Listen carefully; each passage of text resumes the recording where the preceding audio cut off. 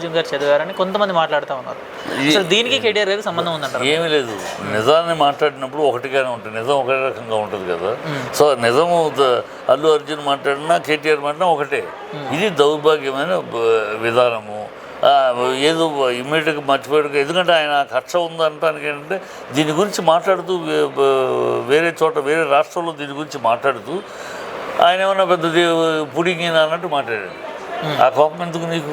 అల్లు అర్జున్ మీద అసలేమన్నా అక్కడ ఫైట్ చేశాడా? బార్డర్కి వెళ్ళి ఏమన్నా ఫైట్ చేశాడా? ఆయన ఏంటంటే అంత కసిగా మాట్లాడాల్సిన అవసరం ఉంది. అంటే దీని మీద నా పేరు తెలియదు, ఖచ్చితంగా ఈ కక్ష ఉందనేది కనబడతారు. ఈ కక్ష ఆయనకు ఉండబట్టి అలాంటి మాటలు మాట్లాడాడు. లేదా అలా మాట్లాడు చట్టం దాన్ని పని చేసుకో.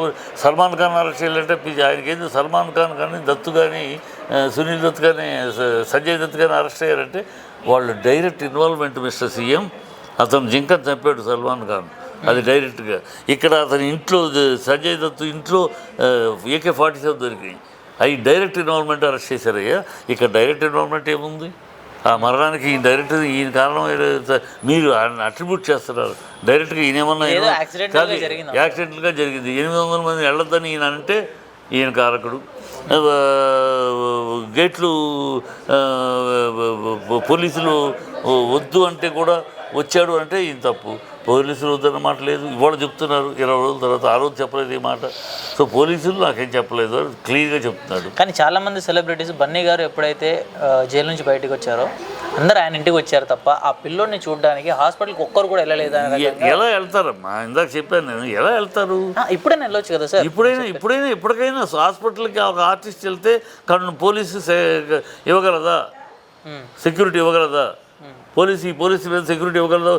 ఇది అదొక ఇన్సిడెంట్. మళ్ళీ దానాక మేము మాకు చెప్పకుండా వచ్చేసారంటారు. వీళ్ళకి తీసుకుని ఇవన్నీ అక్కడ హాస్పిటల్ మామూలు చోటు కూడా కాదు, ఇంటికి అయితే వెళ్ళొచ్చు. హాస్పిటల్లో జగపతి బాబు గారు వెళ్తే వచ్చే రాణా వెళ్ళాడు అనుకో, రాణా వెళ్తే కానీ నాని వెళ్తే కానీ ఎలా ఉంటుంది? క్రౌడ్ విపరీతంగా ఉంటుంది. మొత్తం హాస్పిటల్ పేషెంట్స్. సూపరింటెండెంటే రావద్దు, దయచేసి సెలబ్రిటీ ఎవరు రావద్దు అని అడుగుతున్నాడు. ఎందుకంటే వస్తే పేషెంట్స్ డిస్టర్బ్ అవుతారు, ఇతర పేషెంట్స్ ఎలా వెళ్తారు?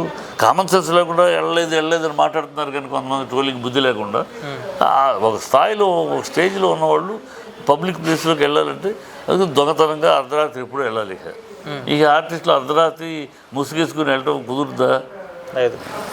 సో సార్, బన్నీ గారు మాట్లాడుతూ ప్రెస్ మీట్లో కూడా ఆయన అసిస్టెంట్ దగ్గర ఇచ్చి మళ్ళీ వాటర్ తీసుకొని తాగుతూ ఉంటే దాన్ని కొంతమంది ట్రోల్ చేస్తున్నారు. ఇదే వాటర్ గురించి రేవంత్ రెడ్డి గారితో ఇష్యూ అయింది, మళ్ళీ ఇదే వాటర్ బాటిల్ పట్టుకుంటున్నారు, అవసరమా అనే రకంగా కొంతమంది ట్రోల్ చేస్తా ఉన్నారు. ట్రోల్ చేసే వాళ్ళకి